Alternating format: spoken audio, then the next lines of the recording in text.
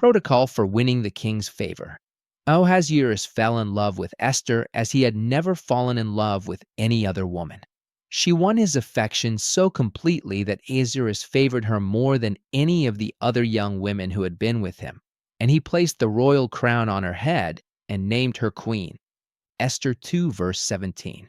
What did Esther do to win the king's heart? Did she seduce him with her youth and beauty? Did she offer him a gift he did not have? Ahasuerus was extremely wealthy. His kingdom spanned more than 20 nations, and the borders of his empire stretched from India to Ethiopia. He also had a large harem with the most beautiful women in the world. So what did she do? Esther 2 verse 15 reveals the secret.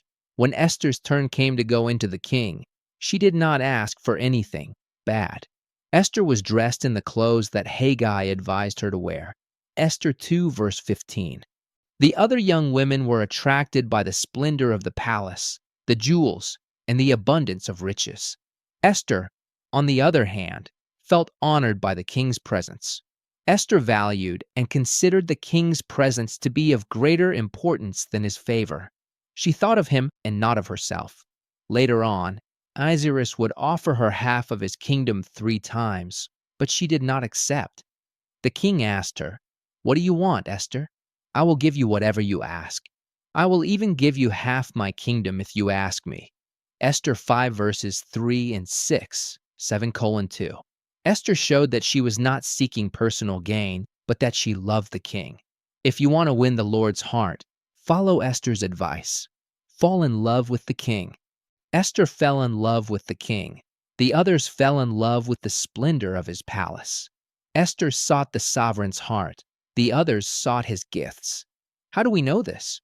Because she followed the advice of the person who knew him best, her personal assistant. She dressed with the king's preferences in mind. She chose his favorite color, wore the perfume he enjoyed most, and took into account every detail that Haggai told her about the king.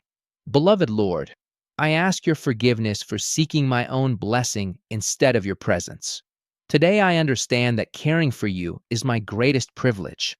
May I love you more each day. May my life be a song of love that gladdens your heart. Amen.